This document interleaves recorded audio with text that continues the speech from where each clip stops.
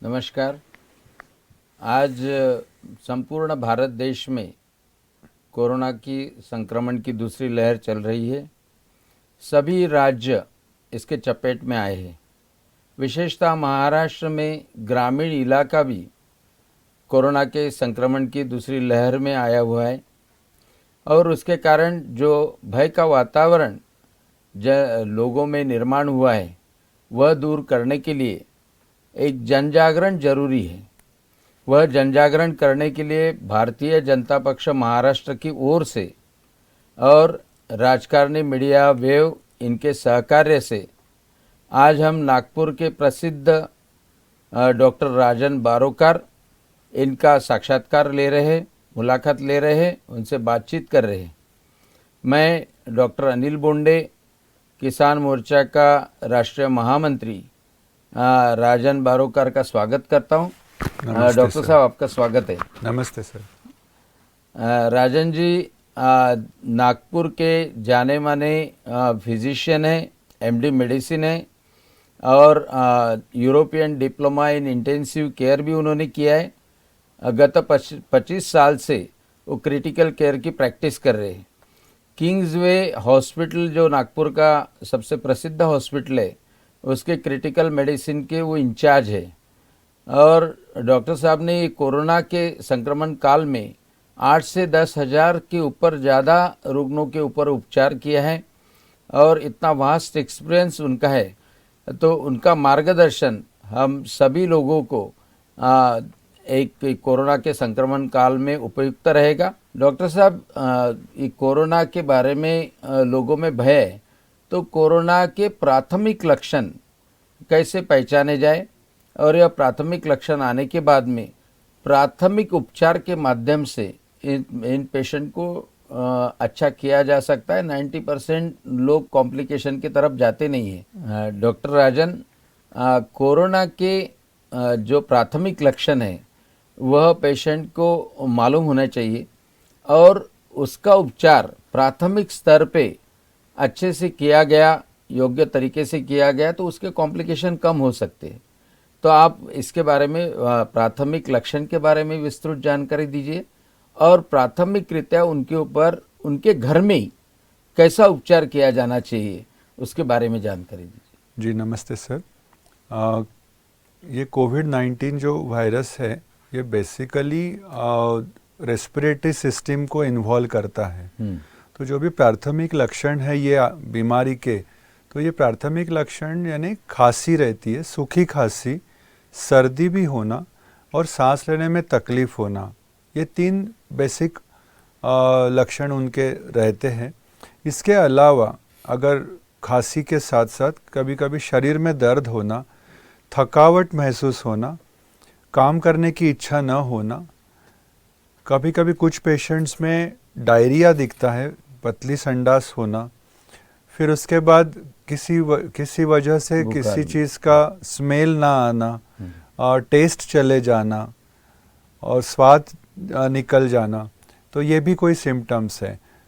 बहुत सारे पेशेंट्स को बुखार भी रहता है, बुखार भी रहता है। तो बुखार, हाथ पैरों में दर्द, सूखी खांसी, सांस लेने में तकलीफ, पतली संडास यानी जुलाब जिसको कहते हैं वो, थकावट महसूस होना, ये उसके एक बेसिक सिम्टम्स है। और ये सिम्टम्स जब शुरू होते हैं तो हमें लगता है कि तुरंत ही ये सिम्टम को ध्यान में रखते हुए कहीं भी हो, अगर गांव खेड़े में हो या रूरल एरियाज़ में हो, तो उन्होंने तुरंत ही कंसल्टेशन कर लेना चाहिए, या गांव में जो भी जिसको मेडिकल का ज्ञान हो ऐसे लोगों के पास पहुंच के तुरंत उनको बताना तो भी कम से कम ज़रूरी समझना चाहिए। इसमें जो प्राथमिक ट्रीटमेंट उपचार आपने जो पूछे, तो प्राथमिक उपचार में सबसे इम्पॉर्टेंट है बुखार को कम करना, हाथ पैरों का दर्द को कम कराना। तो इसके लिए जैसे सिंपल पैरासीटामोल की जो टैबलेट है वो हर जगह मिलती है, तो पैरासीटामोल की टैबलेट अगर दिन में 3 या 4 बार हम देते हैं तो वो बुखार को भी कम करेगी, वो हाथ पैरों का दर्द भी कम करेगी, उसके साथ साथ जो वायरस की वजह से शरीर में अंदर में सूजन आना शुरू होता है, वो सूजन के लिए भी ये काम करती है, कर सकती है। दूसरी बात है, जो सूजन को कम करने के लिए भी स्पेशल दवाई आती है जिसको हम एंटीहिस्टामिनिक बोलते हैं, वो इन पेशेंट्स को शुरू करना चाहिए। तीसरा है एंटीबायोटिक, तो आप उसमें चॉइस रहता है आइदर डॉक्सीसाइक्लिन या फिर एजिथ्रोमाइसिन की टैबलेट्स हम ये पेशेंट्स में देते हैं। आइवरमेक्टिन की भी टैबलेट्स इसमें दी जाती है प्राथमिक उपचार के इसमें। और सबसे आखिरी जो टैबलेट्स है वो है विटामिन सी और विटामिन डी, यानी इम्यूनिटी बढ़ाने के लिए, बॉडी की प्रतिकार क्षमता बढ़ाने के लिए। इसके अलावा डिहाइड्रेशन नहीं होना चाहिए, शरीर में पानी की कमी नहीं होनी चाहिए, उसके लिए पानी भरपूर पीना है। हम समझ लो 4 से 5 लीटर, धूपकाले के मौसम में और भी ज़्यादा पानी ये ज़रूरी है खून को पतला रखने के लिए, क्योंकि डिहाइड्रेशन अगर हो गया तो शरीर में गुठलियाँ बनने की प्रक्रिया भी बढ़ सकती है, जो कोरोना वायरस से वैसे भी शरीर में होते रहती है। तो ये और प्रॉपर खाना, यानी अच्छे से जो सुदृढ़ खाना जिसको हम बोलते हैं, तो वो खाना ज़रूरी है। तो प्राथमिक उपचार जिसमें मेडिसिन्स, फिर पानी, और तीसरा यानी प्रॉपर खाना, ये 3 चीज़ें बहुत इम्पॉर्टेंट है। यानी प्राथमिक लक्षण बुखार या तो कमजोरी महसूस होना आने के बाद में उसने ट्रीटमेंट शुरू करना जरूरी है, निगलेक्ट नहीं करना चाहिए। और ट्रीटमेंट में आप एंटीबायोटिक में डॉक्सीसाइक्लिन या एजिथ्रोमाइसिन, और इम्पोर्टेंट आप बता रहे हैं कि पैरासीटामोल, यानी जिससे अंदरूनी सूज जो वायरस की वजह से आती है वो भी कम हो सकती है और बुखार भी कम हो सकता है। और इम्यूनिटी बढ़ाने के लिए B complex, vitamin C, vitamin D, zinc, ये जो सप्लीमेंटेशन है, और पानी और संतुलित आहार, ये चीज़ें बहुत ज़रूरी है। और विश्राम भी उसने करना चाहिए, विश्राम भी यानी रेस्ट भी लेना चाहिए, क्योंकि बहुत सारे रुग्ण 90% रुग्ण मुझे लगता है कि प्राथमिक उपचार से ही अच्छे हो जाते हैं। बराबर।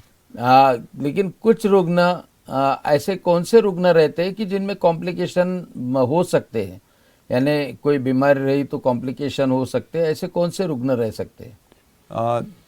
तो ऐसे इसमें जो जिसको हम कोमॉर्बिड कंडीशन कहते हैं, तो कोमॉर्बिड कंडीशंस में सबसे पहले यानी उम्र 60 साल के ऊपर होना, दूसरा यानी किसी को अगर डायबिटीज़ होगा, किसी को हार्ट का प्रॉब्लम ऑलरेडी होगा, जो हार्ट के सर्जरी के भी पेशेंट्स होंगे, फिर उसके बाद किसी को अगर स्ट्रोक की बीमारी होगी, जो लकवा जिसको बोलते हैं वैसा, फिर कुछ पेशेंट्स में आर्थराइटिस की बीमारी रहती है, कुछ पेशेंट्स में अस्थमा रहता है, सीओपीडी रहता है, कोई स्मोकर्स रहते हैं, इनकी इम्यूनिटी ऑलरेडी लो रहती है, इनके हार्ट कमज़ोर रहते हैं। डायबिटीज़ होने की वजह से कोई भी बीमारी या कोई भी एक्यूट डिसीज़ को सामना करना उनके लिए भी डिफ़िकल्ट होता है। तो ये पेशेंट्स को ज़्यादा होशियार रहना चाहिए, ज़्यादा खबरदारी लेनी चाहिए। ये पेशेंट्स ने थोड़े भी अगर सिम्टम्स आते हैं, लक्षण दिखते हैं कोरोना के, तो तुरंत ही उन्होंने डॉक्टर से संपर्क करना चाहिए। यानी जिनको पहले से बीमारियां है, हाइपरटेंशन है, डायबिटीज़ है, या तो जॉइंट की बीमारियां है, या सांस की बीमारी है, वैसे लोगों ने ज़्यादा कॉशियस रहना चाहिए। ये प्राथमिक लक्षण के बाद में यानी सभी पेशेंट को तो हॉस्पिटल में भर्ती होने की ज़रूरत नहीं है, लेकिन कौन से पेशेंट को हॉस्पिटल में भर्ती होने की ज़रूरत पड़ती है, उसके लिए उनमें कौन से लक्षणों में बदलाव आता है, और ऐसा कौन सा वक्त है कि उस आदमी ने हॉस्पिटल में जाना ज़रूरी समझना चाहिए, यानी उसकी सेल्फ मॉनिटरिंग करते हुए कब उसने हॉस्पिटल में जाना चाहिए और हॉस्पिटल में एडमिट करने की, हॉस्पिटलाइज होने की उसे ज़रूरत पड़ेगी, उसके बारे में आप थोड़ा बताइए। इसमें जो मेजर लक्षण है वो यानी तेज बुखार, हमने बताया कि पैरासीटामोल लेते रहना है, बट पैरासीटामोल लेने के बाद भी अगर बुखार बहुत तेज रहता है, आपको पहले दिन जो सूखी खांसी आ रही है वो खांसी अगर बढ़ रही है, उसके वजह से अगर आपको सांस लेने में दिक्कत हो रही है, आप 2 कदम चल भी नहीं सकते हैं, ऐसा अगर होता है, या तीसरा जो सबसे इम्पोर्टेंट है वो यानी ऑक्सीजन की मात्रा, प्राणवायु की जो मात्रा शरीर में रहती है वो कम नहीं होनी चाहिए। अगर नॉर्मली वो मात्रा 95 के ऊपर रहती है, अगर 95 95 के ऊपर अगर आपका सैचुरेशन, जिसको चेक करने के लिए एक छोटा सा यंत्र मिलता है जिसको पल्स ऑक्सीमीटर कहते हैं, ये पल्स ऑक्सीमीटर 500-1000 रुपये में आता है। अगर ये हमारे पास है, अगर उसमें हमने ऑक्सीजन की मात्रा देखे तो वो हमेशा 95 के ऊपर चाहिए। अगर वो ऑक्सीजन मात्रा कम होते हुए नजर आई, उसके साथ साथ बुखार भी कम नहीं हो रहा है, बुखार बढ़ रहा है, खांसी बढ़ रही है, तो ऐसे सिचुएशन में हमने तुरंत ही डॉक्टर के पास जाना चाहिए। हॉस्पिटल में जाने के बाद में यानी बहुत कम परसेंटेज ऑफ पेशेंट रहते कि उनको ऑक्सीजन लगता है या वेंटिलेटर या नॉन इन्वेजिव वेंटिलेशन लगता है। तो बहुत सारे बार रेमडेसिविर के बारे में अभी लोगों में बड़ी चर्चा होती है, रेमडेसिविर या टोसिलिजुमाब, और जब मिलती नहीं तब लोग बड़े पैनिक होते हैं। क्या हर एक पेशेंट को रेमडेसिविर देना जरूरी है? जी नहीं सर, कोविड का इन्फेक्शन 3 इसमें डिवाइड किया गया है, माइल्ड, मॉडरेट और सीवियर कैटेगरी में। माइल्ड यानी जिनको बिल्कुल सिम्टम नहीं है वो लोग माइल्ड में आते हैं। कुछ पेशेंट्स है जो सिम्टम्स है लेकिन ऑक्सीजन मेंटेन्ड है उनका, उनको भी माइल्ड में ही गिना जाता है। बट कुछ लोग रहते हैं जिनको ऑक्सीजन की मात्रा उनकी घट जाती है, तो ये पेशेंट्स जब ऑक्सीजन 95 के नीचे आ जाता है, ऐसे पेशेंट्स को अगर वो पहले 7 दिनों में, बीमारी शुरुआत होने के पहले 7-8 दिनों में अगर अस्पताल में पहुंचते हैं तो उन्हीं को रेमडेसिविर की ज़रूरत होती है। अगर वो ऑलरेडी बीमारी के 9 दिन हो चुके होंगे तो ऐसे सिचुएशन में 9-10 दिन बाद रेमडेसिविर काम नहीं करता है।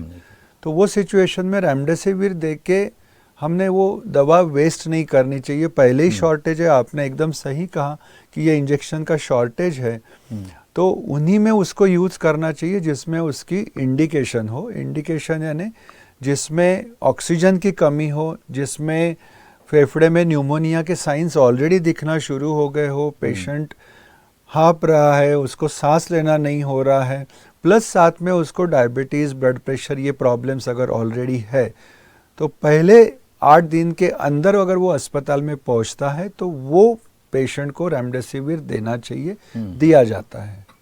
दूसरी बात है स्टेरॉयड के बारे में भी बहुत सारे डॉक्टर लोग कभी कभी पहले दिन से स्टेरॉयड शुरू कर देते हैं। स्टेरॉयड यानी मेथिल प्रेडनिसोलोन या डेक्सामेथासोन, क्योंकि बहुत सारे व्हाट्सएप यूनिवर्सिटी में डेक्सामेथासोन के बारे में बहुत सारा बताया जाता है, तो पहले दिन से डेक्सामेथासोन देते हैं। तो क्या ये स्टेरॉयड पहले दिन से देना जरूरी है या घातक है, या स्टेरॉयड कब देना चाहिए? स्टेरॉयड का आपने बहुत सही पूछा सर। स्टेरॉयड के वजह से बहुत सारे प्रॉब्लम्स बाद में आते हैं। स्टेरॉयड की जो इंडिकेशन है, सबसे पहले जब ऑक्सीजन की मात्रा सही में कम अगर हुई होंगी पेशेंट को, तो वही पेशेंट को स्टेरॉयड दिया जाता है। अगर ऑक्सीजन की मात्रा आपकी 95 के ऊपर है, आपको कोई भी तकलीफ नहीं हो रही है, ऑक्सीजन के यानी घट नहीं रहा है, ऐसे पेशेंट को स्टेरॉयड नहीं देना चाहिए। कोविड में पहला हफ्ता जो रहता है वो वायरस के मल्टीप्लिकेशन का हफ्ता रहता है। अगर हम पहले हफ्ते में बिना ऑक्सीजन की मात्रा कम हुए, ऑक्सीजन लेवल्स फॉल नहीं हुआ है, तो भी अगर स्टेरॉयड दे रहे तो हम एक्चुअली उसमें खाद डाल रहे हैं, तो उसमें वायरेमिया और बढ़ता है, पेशेंट को डैमेज और ज़्यादा होता है। तो इसीलिए उसमें तो स्टेरॉयड बिल्कुल नहीं देना चाहिए। ऑक्सीजन अगर नॉर्मल है और पहला हफ्ता है तो स्टेरॉयड बिल्कुल नहीं देना चाहिए। स्टेरॉयड देते हैं वो बाद में इसलिए देते हैं कि शरीर में जो साइटोकाइन स्टॉर्म जो बोलते हैं, सूजन आने की प्रक्रिया जो तेजी से बढ़ जाती है, आग लग जाती है, वो आग को शांत करने के लिए स्टेरॉयड दिया जाता है। और डायबिटीज रहता है पेशेंट्स को बहुत बार, तो ये पेशेंट्स को स्टेरॉयड देने से उनका डायबिटीज बहुत बढ़ने लग जाता है, शुगर अनकंट्रोल हो जाती है। जब शुगर अनकंट्रोल होती है तो उनको वापस हॉस्पिटल के इन्फेक्शंस, जो इन्फेक्शन उनको पहले ना हो ऐसे इन्फेक्शन उनको होना शुरू हो जाते हैं। फंगल इन्फेक्शन बहुत कॉमन है जो इनमें देखा जाता है। तो इसीलिए स्टेरॉयड बिल्कुल ही सोच समझ के ही यूज़ करना चाहिए। पहले हफ्ते में स्टेरॉयड यूज़ नहीं करना चाहिए। सिर्फ अगर ऑक्सीजन की कमी होगी तो ही उसको यूज़ करना चाहिए। वैसे ही एक टॉसिजुमैब नाम का जो इंजेक्शन है जो 40,000 का है, आज वो 2-2 लाख में बेचा जा रहा है। वो टॉसिजुमैब क्या जरूरी है सबको? टॉसिजुमैब के घातक परिणाम भी हो सकते हैं, उसके बारे में आप थोड़ा जानकारी दी। टोसिलिजुमैब जो है वो एक मोनोक्लोनल एंटीबॉडी के ग्रुप में आता है। ये बॉडी के इन्फ्लेमेशन कम करने के लिए इसको यूज़ करते हैं। पहले नहीं, अभी भी काफ़ी सारे कैंसर पेशेंट्स में, काफ़ी सारे आर्थराइटिस के पेशेंट्स में ये दवाइयाँ यूज़ की जाती है। इनका प्रॉब्लम ये है कि अगर ये सही पेशेंट्स में सही वक्त पे अगर यूज़ ना करे तो ये बाद में पूरा कहर कर देता है शरीर पे, जिसमें सेकेंडरी इन्फेक्शंस होते हैं, जिसमें फंगल इन्फेक्शंस होते हैं। तो टोसिलिजुमैब की भी एक विंडो रहती है, मतलब अगर पहले 6 दिन में सब चीज़ें अगर नॉर्मल है तो भी अगर आप टोसिलिजुमैब यूज़ करते हो तो वो बाद में आपको तकलीफ देने वाला है। पहले हफ्ते के बाद का दूसरा हफ्ता जब सूजन बढ़ते बढ़ते जाती है तो उसकी भी एक लिमिट रहती है। बहुत सारे पैरामीटर रहते हैं, शायद ये यहाँ पे हम वो डिस्कस नहीं कर पाएंगे, लेकिन वो पैरामीटर अगर सभी पैरामीटर बढ़े हुए हैं और क्लिनिकली पेशेंट वर्सन हो रहा है, ऑक्सीजन की रिक्वायरमेंट बढ़ रही है, रेमडेसिविर देने के बाद भी पेशेंट अगर रिकवरी नहीं दिख रहा है, ऐसे पेशेंट्स में ही टोसिलिजुमैब, इटोलिजुमैब, बेविलिजुमैब ये सब दिए जा सकते हैं। बट ये दुधारी तलवार है, बाद में उसके प्रॉब्लम्स भी बहुत ज़्यादा रहते हैं। हाँ, तो इसलिए 40,000 का इंजेक्शन है, इसका मतलब वो कारीगर रहेगा ही ऐसा नहीं है। नहीं, यानी उसके घातक परिणाम भी हो सकते हैं, इसलिए वो डॉक्टरों के ऊपर यानी छोड़ देना बहुत ज़रूरी है, ऐसा मुझे लगता है। दूसरी बात कि पेशेंट लोगों के मन में ये रहता कि सीटी स्कैन करना ज़रूरी है। क्या हर पेशेंट का सीटी स्कैन करना ज़रूरी है? बिल्कुल नहीं सर, हर पेशेंट का सीटी स्कैन करना बिल्कुल ज़रूरी नहीं है। सीटी स्कैन हम यूजुअली उन्हीं पेशेंट का करते हैं जिनके इसमें ऑक्सीजन की मात्रा घट रही हो। तो अगर ऑक्सीजन कम होते जा रहा है और ऑलरेडी आपको 4-5 दिन हो चुके हैं बीमारी के, ऐसे पेशेंट्स में वो बीमारी का एक्सटेंड देखने के लिए, यानी कितना वो लंग्स को अफेक्ट कर चुकी है, उसका अनुमान लगाने के लिए एक सीटी स्कैन 5वें से 7वें दिन के बीच में किया जा सकता है। जहाँ पे ऑक्सीजन कम हुआ तो ऑक्सीजन कम हुआ तो जहाँ पे सीटी स्कैन की फैसिलिटी नहीं है वहाँ पे एक्सरे से भी काम चलाया जा सकता है। उससे भी तुमको हमें डायरेक्शंस मिल सकती है ट्रीटमेंट की। और फिर बाद में जो सीटी स्कैन किए जाते हैं वो फॉलोअप सीटी स्कैन रहते हैं, जिसकी वैसे देखा जाए तो ज़रूरी ज़्यादा नहीं रहता है। हाँ, अगर पेशेंट एडमिट है, वो एडमिटेड पेशेंट में अगर कोई कॉम्प्लिकेशंस नज़र आती है तो वो कौन सी कॉम्प्लिकेशन है, मतलब कोई क्लॉट्स तैयार हुए हैं या कहीं पे फेफड़ा फूट गया हो या फेफड़े में हवा जमा हो गई, एकदम रेयर, तो वो रेयर है। ऐसे तो सिचुएशन में को करने की जरूरत नहीं है। दूसरी एक बात है कि कितने पेशेंट को वेंटिलेटर लगता है या बाईपैप सपोर्ट लगता है? सभी को तो लगता नहीं है, सिर्फ ऑक्सीजन सपोर्ट से भी बहुत सारे पेशेंट अच्छे होते हैं। तो इसलिए हर एक पेशेंट एडमिट होने के बाद में उसने डरने की आवश्यकता नहीं है। उसका मॉरल बहुत अच्छा रहना चाहिए, वो भी ज़्यादा इम्पोर्टेंट है। ये हाइपरटेंशन या डायबिटीज़ की जो पेशेंट रहते हैं, और आप बता रहे कि रक्त की खून की गुठलियाँ होती है, एक खून की गुठलियाँ नहीं होना चाहिए, उसके लिए कुछ उपाय करते हैं? खून की गुठली होना बहुत कॉमन कॉम्प्लिकेशन है कोविड में। हम तो कहते हैं जो भी कोविड में लंग्स के जो प्रॉब्लम्स दिखते हैं वो बेसिकली छोटे छोटे ब्लड वेसल्स में खून की छोटी छोटी गुठलियाँ बनने के वजह से वो लंग्स में न्यूमोनिया जैसे पैचेस आ जाते हैं। वो एरिया जो लंग्स का रहता है वो काम करना बंद कर देता है। तो इसको पतला रखने के लिए बहुत सस्ती और कॉमन मेडिसिन है वो इकोस्प्रिन की टैबलेट है। तो हम वो ऐसे पेशेंट्स को इकोस्प्रिन पे हम रखते हैं। और भी दवाइयाँ है जिसमें खून पतला किया जाता है, यानी हिपैरिन के इंजेक्शंस दे सकते हैं, और गोलियां भी आती है जो हिपैरिन जैसा काम करती है खून को पतला रखने का। तो ये गोलियां अगर हम देते हैं उसमें भी ब्लड इन्वेस्टिगेशन के साथ मॉनिटरिंग करके ही ये दवाइयाँ हम देते हैं। अच्छा, उससे खून की गुठलियाँ बनना वो रोकी जा कंट्रोल में सकती रखा जा सकता है।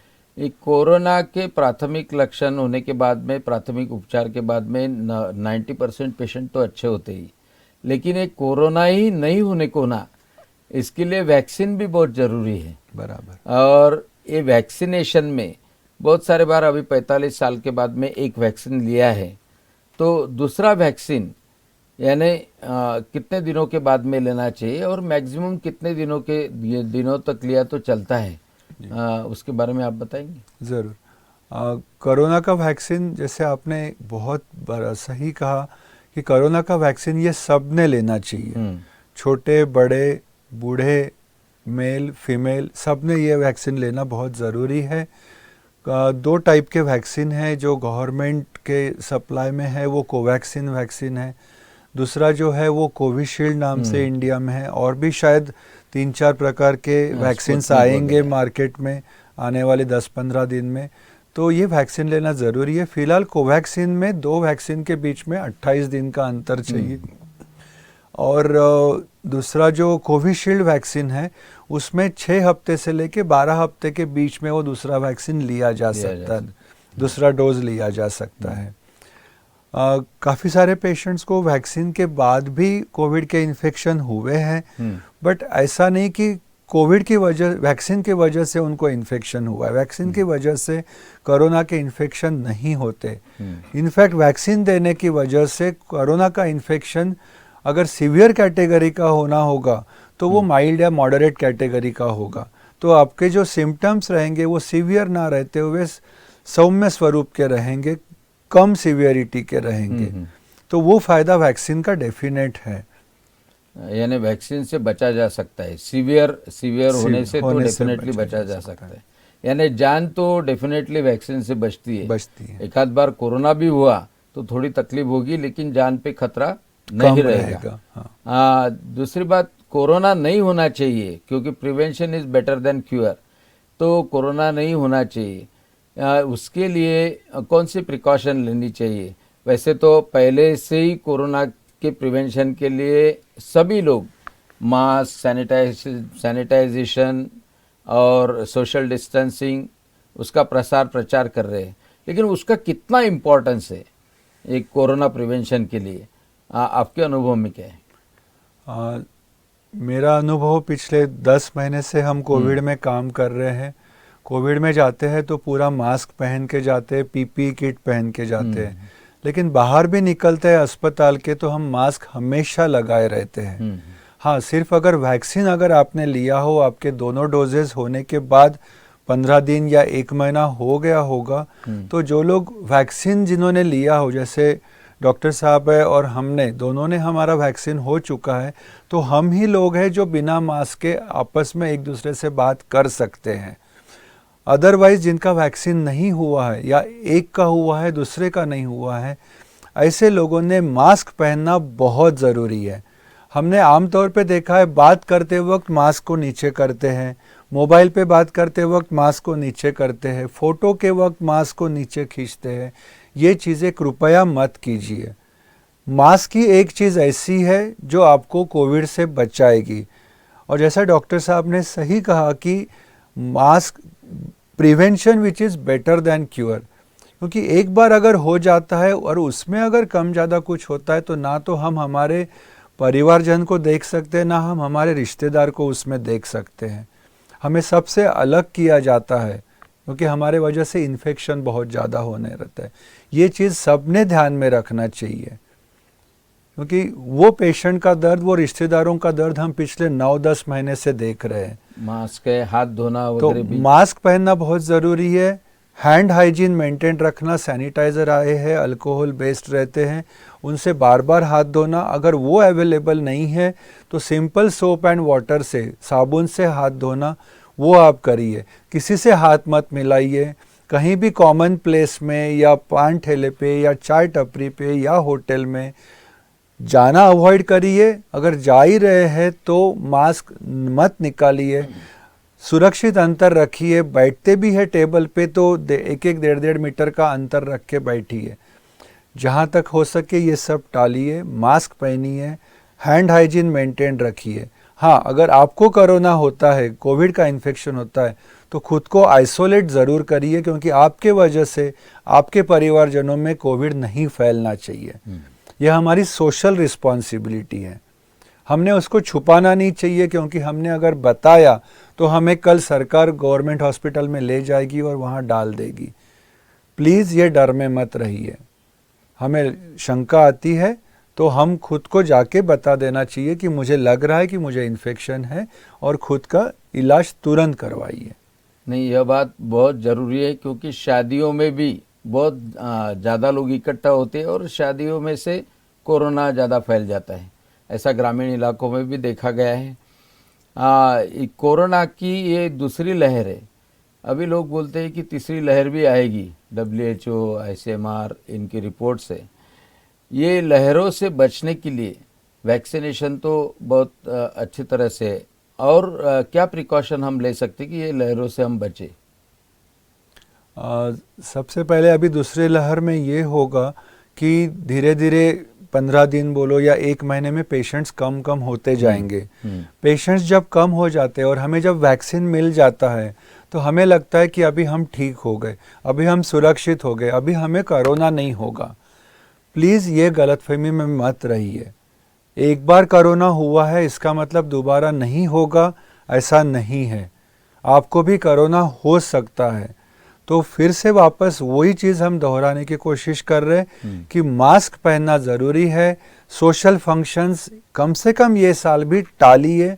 अगर जाना ही है तो मास्क पहन के जाइए, डिस्टेंस मेंटेन रखिए, क्राउडेड जगहों पे मत जाइए, और वैक्सीन लीजिए। और वैक्सीन लेना तो बहुत ज़रूरी है। और हाँ, आपने देखा होगा कि ब्रीदिंग एक्सरसाइजेस भी बहुत इम्पोर्टेंट है। और अभी ICMR, WHO भी बोल रही है कि संतुलित आहार, हाइड्रेशन, इम्यूनिटी अच्छी रखना, यानी प्रतिकार शक्ति अच्छी रखना, और योगाज और ब्रीदिंग एक्सरसाइजेस वो भी करना।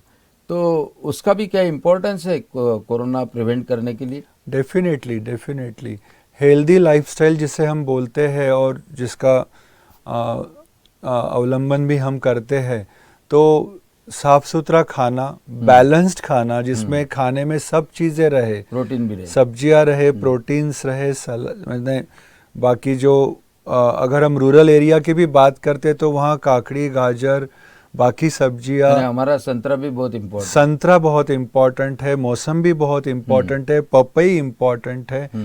हम वहाँ से फ्रूट्स लाके शहर में बेचते हैं, लेकिन मैं खुद गांव में से ही ऊपर आया हूँ, शहर में आया हूँ। हम देखते हैं कि गांव वाले नहीं खाते, उनके खेतों में होने के बावजूद भी वो नहीं खाते। उन्होंने खाना चाहिए, वही आहार उनको ये कोरोना से प्रोटेक्ट करेगा। पानी पीना भी ज़रूरी है, हाइड्रेशन मेंटेन रखना ज़रूरी है। जैसे आपने कहा कि व्यायाम में ज़रूरी नहीं है कि जिम में जाके डंबल्स ही उठाना चाहिए।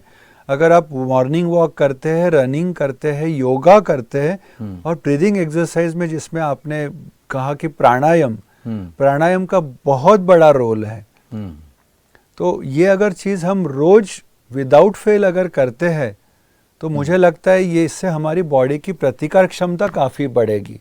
कोरोना हुआ भी ऐसे सिचुएशन में तो हम शायद ज़्यादा अच्छे से उसका प्रतिकार कर सकेंगे, उसका सामना कर सकेंगे। यानी हेल्दी लाइफस्टाइल, अपनी इम्यूनिटी बचा के रखना, प्रतिकार शक्ति बढ़ाना, और इसके बावजूद भी कोरोना हुआ तो इमीडिएटली प्राइमरी ट्रीटमेंट शुरू रखना, और अपने सिम्टम्स के ऊपर खुद ही वॉच रखना। थोड़ा उसमें गंभीरता आती होगी तो डॉक्टर से तुरंत सलाह करना, और सिम्टम्स आते होंगे तो RT-PCR, रैपिड टेस्ट, वो सब गवर्नमेंट के हॉस्पिटल में मुफ्त में होती है, वो भी करना जरूरी है, क्योंकि उसके वजह से आइसोलेशन में भी जा सकते, दूसरी तरफ कोरोना स्प्रेड नहीं होगा। लेकिन कोरोना से मत डरना, यह मैसेज भी मुझे लगता है इम्पोर्टेंट है, क्योंकि कोरोना का इलाज हो सकता है और अच्छी तरह से कोरोना से हम बच सकते हैं। आज डॉक्टर राजन बारोकर इन्होंने यहाँ पे आके हमारे सभी सवालों का जवाब दिया, और जन जागरण के लिए उनके माध्यम से, क्योंकि वो निरंतर कोरोना के पेशेंट के सेवा में है, बहुत लोगों की उन्होंने जान बचाई है, बहुत इम्पोर्टेंट डिग्निटरीज उनके अस्पताल में उपचार ले चुके हैं और सभी ग्रामीण इलाकों के भी लोगों को यह जानकारी पहुंचनी चाहिए, पूरे भारतवर्ष में पहुंचनी चाहिए। इसलिए भारतीय जनता पक्ष की ओर से मैं किसान मोर्चा का राष्ट्रीय महामंत्री ये नाते से उनसे मुलाकात की। आपने बहुत अच्छी जानकारी दी, इसलिए धन्यवाद देता हूँ थैंक यू और आपका स्वागत भी करता हूँ।